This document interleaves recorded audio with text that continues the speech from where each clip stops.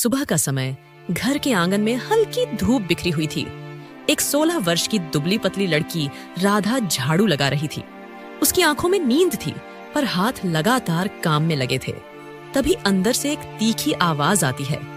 राधा, ओ राधा, कितनी देर से झाड़ू लगा रही है? क्या तुझसे कुछ जल्दी नहीं होता? हर रोज यही तो करती हूँ। माँ फिर भी ताने देती हैं। श्यामा बाहर निकलती है, हाथ में कपड़े का झोला, आंखों में क्रोध। जब देखो तब मुंह लटकाए रहती है। जा अब कुएं से पानी भर ला। और हाँ, तेरी बहन पूजा के लिए फूल भी तोड़ लाना। सब कुछ मैं ही बताऊं क्या तुझे? जी माँ, मैं अभी जाती हूँ। राधा बाल्टी लेकर बाहर जाती है। पूजा, जो लगभग 9 साल की उम्र की थी, वह एक कोने में बैठी गर्म दूध पी रही थी। राधा कुएं के पास पहुंचती है। वहां पहुंचकर वह अकेली पानी भर रही थी। आसपास का माहौल अच्छा था, लेकिन उसके मन में उदासी थी। तभी पड़ोस की बुजुर्ग अम्मा आती हैं। राधा बिटिया, इतनी सुबह सुबह फिर काम में लग गई? क्या करूँ अम्मा, माँ ने कहा है तो करना ही पड़ेगा। लेकिन वह पूजा को तो कुछ नहीं कहती। बिटिया, सगी और सौतेली माँ में फर्क होता है, ये तू कब समझेगी? लेकिन तू घबरा मत, भगवान सब देखता है। अम्मा, मैं तो यही चाहती हूँ कि माँ भी मुझे अपनी बेटी माने। एक दिन आएगा बेटी, जब तेरा मन और मेहनत ही तुझे सबसे ऊंचा करेगी। तू बस सच्ची बनी रह। शाम का समय, राधा खेतों से लेकरियां लेकर लौट रही थी। माथे पर पसीना, हाथों में कांटे लगे थे। घर पहुंचते ही श्यामा गुस्से में आग बबूला हो जाती है। इतनी देर कहाँ थी? दिन चढ़ गया और तू अब आ रही है? माँ, लकड़ियाँ भारी थीं, रास्ते में कांटा भी लग गया था। झूठ मत बोल, तुझे काम में मन ही नहीं लगता। पूजा से सीख कुछ। कितनी सुंदर है, कितनी सीधी। राधा चुपचाप सिर झुका लेती है। रात का समय, खाने में राधा को एक बासी रोटी और थोड़ी सी दाल दी जाती है। वहीं पूजा के सामने घी लगी रोटी और मिठाई रखी थी। माँ, क्या थोड़ी और दाल मिल सकती है? बहुत भूख लगी है।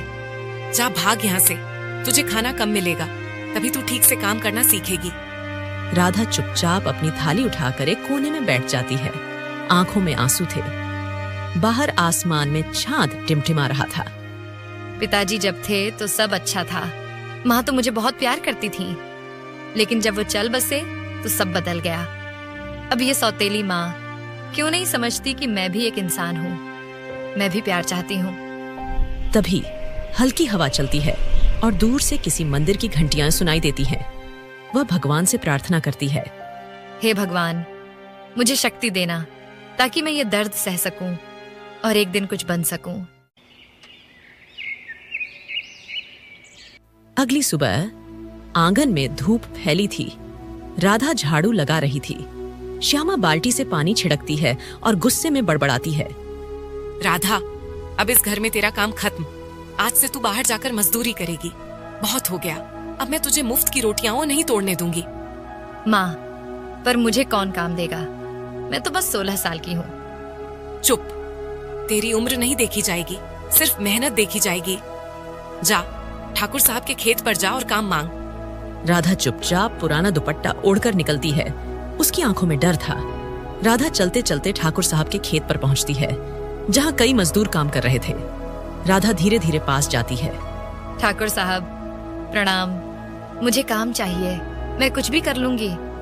अरे बिटिया, तू तो अभी बच्ची है, ये खेत का काम तेरे बस का नहीं। जा, पढ़ाई लिखाई कर। राधा मायूस होकर गांव की ओर जाती है और एक बनिए की दुकान पर पहुंचती है। बाबूजी, आपकी दुकान में झाड़ू पोंछा कुछ भी कर लूंगी, बस थोड़ा काम दे दीजिए। माफ कर बेटा, दुकान में जगह नहीं है, और फिर तेरी माँ, उसका नाम सुनते ही कोई तुझे काम नहीं देगा। दोपहर का समय, धूप तेज थी। राधा थकी और पसीने से भीगी हुई खाली हाथ घर लौट रही थी। चलते चलते वह एक पीपल के पेड़ के नीचे बैठ जाती है। वह आंखें बंद करके अपने पिता की तस्वीर याद करती है और रोती है। बाबा, आप होते तो मुझे कभी इस तरह दर दर की ठोकरें नहीं खानी पड़ती। क्यों छोड़कर चले गए आप? ये माँ तो अब मेरी माँ नहीं रही। इसके बाद राधा वहां से उठकर घर की ओर चल देती है। वह जैसे ही घर में प्रवेश करती है, वैसे ही श्यामा चिल्लाती है। आ गई वापस? क्या लेकर आई? एक पैसा भी नहीं कमाया, निकम्मी। किसी ने काम नहीं दिया माँ। मैंने बहुत कोशिश की। अरे हरामखोर, घर में खा रही है, बाहर काम नहीं करती। किस बात की बेटी है तू? श्यामा लकड़ी का बेलन उठाकर राधा को मारती है। राधा दर्द से चीखती है लेकिन चुप रहती है। पूजा कमरे के कोने में बैठी बिना कोई भावना दिखाए खाना खा रही थी। शाम का समय, सब खाना खा चुके थे। श्यामा राधा को अलग कोने में बासी सूखी रोटी और पानी देती है। ये रोटी भी शायद किसी की झूठी हो, पर अब यही मेरा नसीब है। वह रोटी तोड़ती है लेकिन एक टुकड़ा भी निगल नहीं पाती। आंखों से आंसू रोटी में गिरते हैं। हे भगवान, क्या कभी मेरा भी कोई दिन आएगा जहाँ मुझे माँ जैसा प्यार मिलेगा? मैं कल फिर कोशिश करूंगी, एक दिन सब ठीक होगा। अगली सुबह राधा आंखें मलती हुई उठती है। शाम की पिटाई की वजह से उसका शरीर दर्द कर रहा था, लेकिन उसका चेहरा दृढ़ था। कल जैसे भी बीता हो, आज फिर कोशिश करूंगी। कुछ न कुछ काम तो मिलेगा। हे भगवान, अब बस आप ही सहारा हो। वह चुपचाप घर से निकलती है। श्यामा उसे जाते देखती है मगर कुछ नहीं कहती। शायद उसे भरोसा ही नहीं कि राधा कुछ कर पाएगी। गांव के बाहर का रास्ता, राधा कच्चे पक्के रास्तों, खेतों और झोपड़ियों के बीच आगे बढ़ रही थी। तभी एक बूढ़ा आदमी उसे देखता है जिसका नाम नत्थू था। अरे बिटिया, सुबह सुबह कहाँ चली अकेली? काका, मुझे काम चाहिए, कोई भी काम। मैं आपकी लकड़ियां भी काट दूंगी और झोपड़ी भी साफ कर दूंगी। काम तो है बिटिया, लेकिन मेहनत बहुत है, तू थक जाएगी। थकने से डर नहीं लगता काका? घर में माँ की मार और अपमान से ज्यादा दर्द कुछ नहीं। अच्छा चल, आज मेरी झोपड़ी की सफाई कर दे, फिर तुझे कुछ दूंगा। राधा झोपड़ी के कोने कोने में झाड़ू मार रही थी। उसकी हथेलियां थक चुकी थीं, लेकिन चेहरा शांत था। काम के बाद नत्थू काका उसे एक कटोरी दूध और 2 रोटियां देते हैं। ले बेटा, मेहनत की कमाई की पहली रोटी खा, यही असली इज्जत है। राधा पहली बार मुस्कुराती है। अब उसकी आंखों में हल्की चमक आती है। आपका बहुत बहुत धन्यवाद काका। शाम का समय, राधा घर लौटती है। उसके हाथ में एक थैली थी जिसमें थोड़े से चने थे जो उसने अपनी कमाई से खरीदे थे। वह सोचती है कि पूजा को थोड़ा दे देगी, लेकिन घर पहुंचते ही फिर बवाल। आ गई हरामखोर, कहाँ मुंह काला कर रही थी आज? माँ, मैं नत्थू काका के यहाँ काम करने गई थी। वहाँ कुछ सफाई की और ये रहा चना, सबके लिए लाई हूँ। तभी श्यामा गुस्से चना छीनकर जमीन पर फेंक देती है। तेरे जैसे भिखारिन के लाए चने कौन खाएगा? नाक कटा दी मेरी पूरे गांव में। अब घर का नाम भी मिटा देगी तू? वह फिर से राधा को वहीं मारने लगती है। राधा दर्द से करहाती रहती है। रात का समय, राधा एक कोने में बैठी थी। उसका शरीर थरथरा रहा था। आज पहली बार किसी ने मुझे मेहनत के बदले सम्मान दिया। नत्थू काका ने कहा कि मेहनत की कमाई में इज्जत होती है। बस अब यही मेरी राह है। वह धीरे धीरे अपनी फटी ओढ़नी से सिर ढक लेती है और चुपचाप लेट जाती है। अगली सुबह घर के आंगन में हल्का कोहरा था। राधा चुपचाप अपने फटे हुए झोले में एक रोटी बांधती है और निकल पड़ती है। उसकी आंखों में डर नहीं, बल्कि उम्मीद थी। आज नत्थू काका के अलावा शायद किसी और जगह भी काम मिल जाए। 2 पैसे और आ जाए तो शायद माँ खुश हो जाएगी। गांव के बाहर का रास्ता, राधा पगडंडी पर चलती हुई एक बकरी पालक की झोपड़ी पर जाती है। काका, कुछ काम मिल सकता है क्या? मैं आपकी बकरियों की देखभाल और साफ सफाई का काम कर सकती हूँ। हाँ बिटिया, तू सीधी सादी लगती है। चारा डाल दे और बाड़ा साफ कर दे, फिर थोड़े पैसे दूंगा। राधा बिना थके बकरियों की देखभाल करती है। दोपहर तक वह पूरा काम निपटा देती है। बकरी पालक उसे कुछ अनाज और 5 रुपये देता है। धन्यवाद काका, मैं चलती हूँ। सांझ ढल रही थी। राधा अपने झोले में पैसे और अनाज रखकर वापसी की राह पर चल रही थी। रास्ता सुनसान था। तभी झाड़ियों से 3 बदमाश निकलते हैं। अरे ओ, कहाँ जा रही है? बड़ा भारी झोला लग रहा है। भैया, मुझे जाने दो, ये मेरी मेहनत की कमाई है। मेहनत? चल झोला दे, नहीं तो इतना मारेंगे कि काम करने लायक भी नहीं रहेगी। राधा चिल्लाती है, लेकिन कोई सुनवाई नहीं। वे उसका झोला छीनकर भाग जाते हैं। राधा जमीन पर गिर जाती है। उसके आंसू बहने लगते हैं। हे भगवान, मेरी मेहनत, सब कुछ छिन गया। अब माँ मुझे जिंदा जला देगी। इसके बाद राधा घर के रास्ते पर जाती है, लेकिन द्वार से कुछ दूर रुक जाती है। अंदर से श्यामा की आवाज आ रही थी। अगर आज फिर वो हरामखोर बिना पैसे लिए आई तो बेलन से उसकी हड्डियां तोड़ दूंगी। दिन भर निकल जाती है, पता नहीं कहाँ। राधा कांप उठती है और बिना भीतर जाए जंगल की ओर चल देती है। शाम का समय, जंगल के अंदर ठंडी हवाएं, झींगुरों की आवाज और चारों ओर अंधेरा था। राधा भूखी प्यासी डर के मारे कांपती हुई चल रही थी। अब कहाँ जाऊं? सब जगह से ठोकरें ही मिली हैं। कोई क्यों नहीं समझता कि मैं भी इंसान हूँ। तभी उसे कुएं से एक हल्की सी आवाज आती है। बचाओ, कोई है?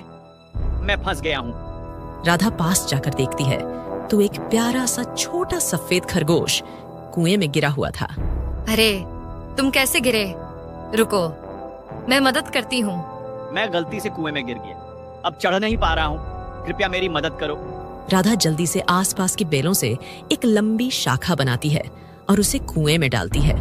पकड़ लो इसे और धीरे धीरे ऊपर आ जाओ। खरगोश मुश्किल से ऊपर आता है। वह थरथराता है लेकिन बच जाता है। तुम्हारा बहुत बहुत धन्यवाद, तुमने मेरी जान बचाई। सुनो, मेरा नाम गिल्लू है। जब भी तुम्हें लगे कि कोई तुम्हारे साथ नहीं है, उस दिन मुझे याद कर लेना, मैं तुरंत चला आऊंगा। ये तो सिर्फ एक जानवर है, ये किया मेरी मदद करेगा। इतने में खरगोश मुस्कुराता है और झाड़ियों के बीच गायब हो जाता है। राधा हक्का बक्का रह जाती है। रात गहराती है। राधा एक पेड़ के नीचे बैठी जाती है।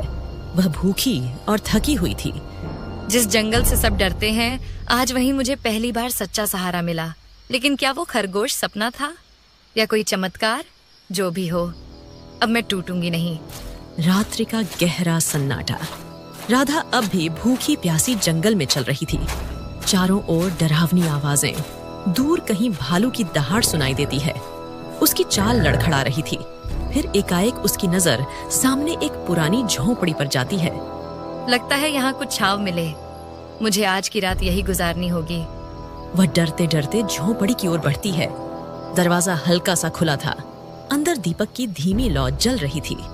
वहीं एक बूढ़े बाबा ध्यान मग्न मुद्रा में बैठे थे। तभी बाबा धीरे आंख खोलते हुए कहते हैं, बेटी, तू कौन है जो इस अंधेरी रात में जंगल की राह पर अकेली भटक रही है? बाबा, मैं कहीं और जाने की हिम्मत नहीं जुटा पाई और रास्ते में लुट गई। इस कारण माँ के डर से घर भी नहीं लौट सकी। डर मत बेटी, तू इस पवित्र आश्रम में सुरक्षित है। बाहर जंगली जानवर घूम रहे हैं, आज की रात यहीं रुक जा। राधा सिर झुका लेती है। आंखों से आंसू गिरने लगते हैं। बाबा उसके लिए एक पुराना कंबल बिछा देते हैं। अब बता बेटी, कौन सी ऐसी पीड़ा है जो तुझे इस अंधेरी राह पर ले आई? तेरा चेहरा बहुत कुछ कहता है। राधा रोते रोते अपनी पूरी कहानी बताती है, जिसमें माँ की मार, मजदूरी, पूजा की ईर्ष्या, लुटेरे और उस रहस्यमयी खरगोश तक की बात। बाबा ध्यान से सब सुनते हैं। बेटी, तू बहुत सह चुकी है, लेकिन तेरी आत्मा अब भी स्वच्छ और साहसी है। यही तेरी सबसे बड़ी ताकत है। अब क्या करूं बाबा? किसके पास जाऊं? कोई नहीं मेरे साथ। कोई नहीं? वो खरगोश भी कुछ था बेटी, उसे भगवान ने भेजा था। लेकिन अब मैं तुझे एक रास्ता दिखाता हूँ। सुन बेटी, इस जंगल से 2 कोस दूर एक राजमहल है। वहाँ राजा प्रताप सिंह न्यायप्रिय और दयालु हैं। वह हर उस व्यक्ति की सहायता करते हैं जो सच्चे मन से मेहनत करना चाहता है। राजा, क्या मैं वहाँ जा सकती हूँ? हाँ बेटी, तू जाएगी और वहाँ अपनी बात कहेगी। मैं तुझे एक पत्र भी दूंगा जो राजा को दिखाना। वो जान जाएगा कि तू कहाँ से आई है। अगली सुबह बाबा राधा को थोड़ा भोजन और एक पत्र देते हैं। जाओ बेटी, अब से तेरा जीवन बदल सकता है। अगर मन साफ है और इरादे अटल हैं, तो भगवान भी साथ देता है। आपने मुझे नई राह दी बाबा। अब मैं कभी हार नहीं मानूंगी। इसके बाद राधा जंगल के रास्ते पर फिर आगे बढ़ती है। अब उसकी चाल में डर नहीं, संकल्प था। दोपहर का समय, राधा लंबा सफर तय कर चुकी थी। वह थकी हरी उस जगह पर पहुंचती है जो बाबा ने बताई थी। वह सामने देखती है जहां पर एक भव्य राजमहल चमक रहा था। ये वही महल है जिसके बारे में बाबा ने कहा था। महल का मुख्य द्वार 2 सैनिक पहरे पर खड़े थे। राधा उनके नजदीक जाती है और विनम्रता से बोलती है, मुझे राजा साहब से मिलना है। बाबा जी का एक संदेश था। हाय राम, देखो देखो भिखारन क्या कह रही है। राजा से मिलना चाहती है। तू कौन सी रानी है रे? चल भाग यहाँ से, पता नहीं कहाँ कहाँ से आ जाते हैं। राधा झोले में बाबा का पत्र खोजने लगती है, लेकिन उसके हाथ कांप उठते हैं क्योंकि पत्र गायब था।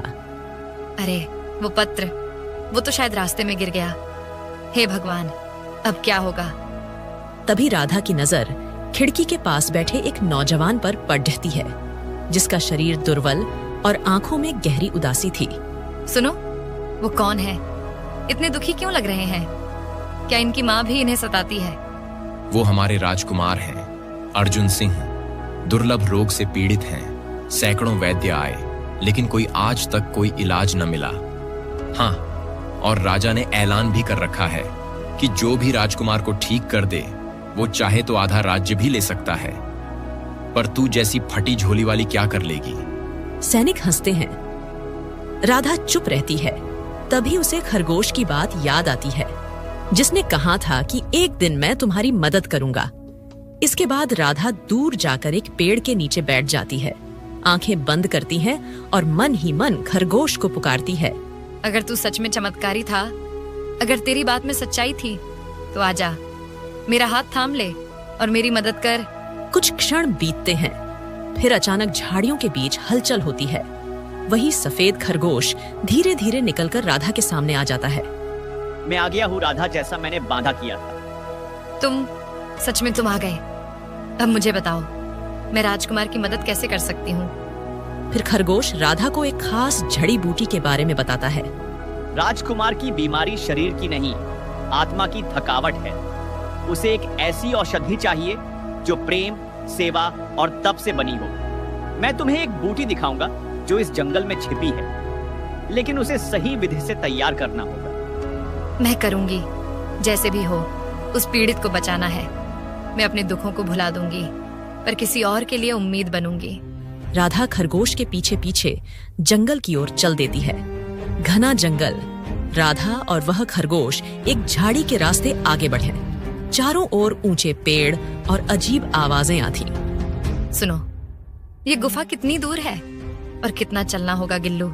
ये कोई साधारण बूटी नहीं, ये अमृतवाणी बूटी है, जो सिर्फ उस इंसान को मिलती है जिसके इरादे पवित्र हों और जिसने दूसरों के लिए अपने दुखों का त्याग किया हो।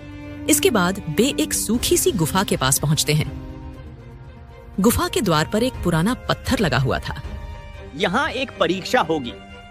यह गुफा केवल सत्य और सेवा करने वालों को ही प्रवेश करने देती है। अगर तुम्हारे अंदर सच्ची श्रद्धा भावना और साफ नियत होगी, तो गुफा का द्वार खुल जाएगा। मैं तैयार हूँ।